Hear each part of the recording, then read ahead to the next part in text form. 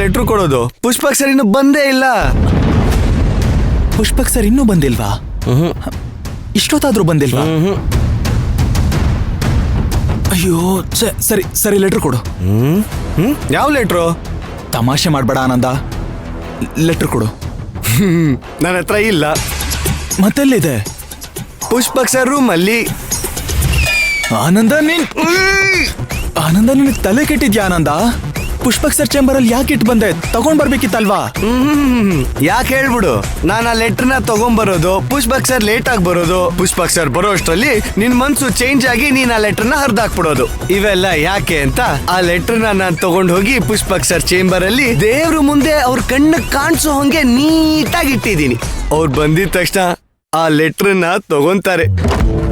ತೆಗೆದು ನೋಡಿದ್ರೆ ನಿನ್ನ ಪ್ರೇಮ ಬರಹ. ಅವ್ರದನ್ನ ಓದಿ ಕಣ್ಣೀರ್ ಹಾಕಿ ಕರಗಿ ನಿನ್ ಹತ್ರ ಬಂದು,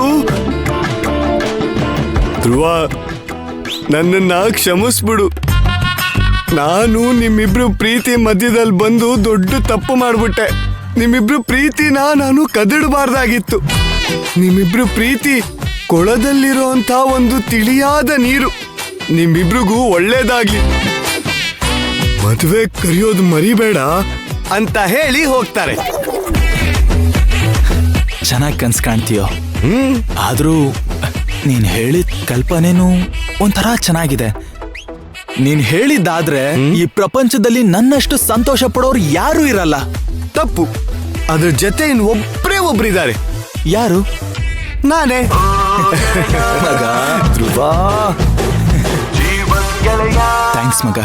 ತಲೆ ಕೆಡ್ಸ್ಕೋಬೇಡ ಮಗ, ಅವ್ರು ನೋಡ್ತಾರೆ, ನಿಮ್ಮಿಬ್ರು ಪ್ರೀತಿ ಅವರು ಗೊತ್ತಾಗತ್ತೆ.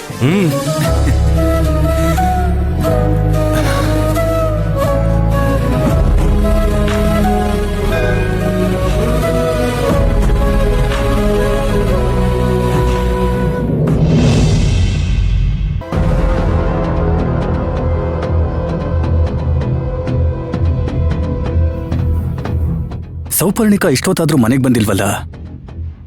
ಎಲ್ಲಿ ಹೋಗಿದ್ದಾಳೆ ಇವಳು?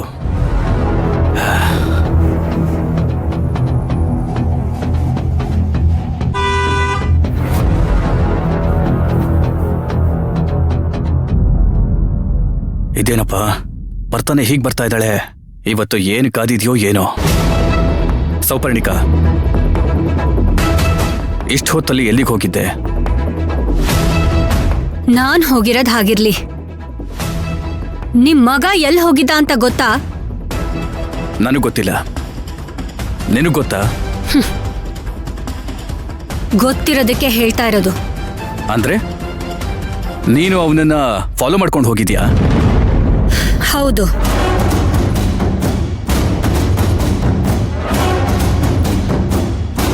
ನೀನ್ ಯಾಕೆ ಅವನನ್ನ ಫಾಲೋ ಮಾಡ್ಕೊಂಡು ಹೋದೆ? ನಾನು ನನ್ನ ಮಗನ್ ಬಗ್ಗೆ ಹೇಳ್ತಿದ್ರೆ ನೀವು ನನ್ನನ್ನೇ ಎನ್ಕ್ವೈರಿ ಮಾಡ್ತಿದ್ದೀರಲ್ಲ. ನಿನ್ನ ನಾನು ಎನ್ಕ್ವೈರಿ ಮಾಡ್ತಾ ಇಲ್ಲ ಮಾರಾಯ್ತಿ, ಕೇಳ್ದೆ ಅಷ್ಟೇ. ಇಲ್ಲಿ ನೋಡು, ಕೆಲವೊಂದನ್ನ ನೋಡಿದ್ರು ನೋಡದೆ ಇರೋ ತರ ಇರ್ಬೇಕು ಸೌಪರ್ಣಿಕಾ. ಹಾಗಿದ್ದು ಬಿಟ್ರೆ ನಾನು ನನ್ನ ಮಗನ್ನ ಕಳ್ಕೋಬೇಕಾಗತ್ತೆ. ಈಗ ಅಂತದ್ದೇನಾಯ್ತು? ಎಲ್ಲಿ ಹೋಗಿದ್ದಾನ ಅವನು?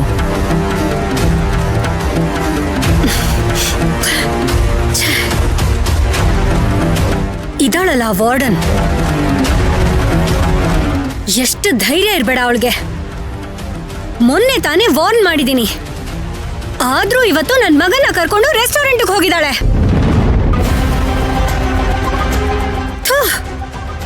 ಸ್ವಲ್ಪನೂ ಮಾನ ಮರ್ಯಾದೆ ಅನ್ನೋದೇ ಇಲ್ಲ ಅವಳಿಗೆ.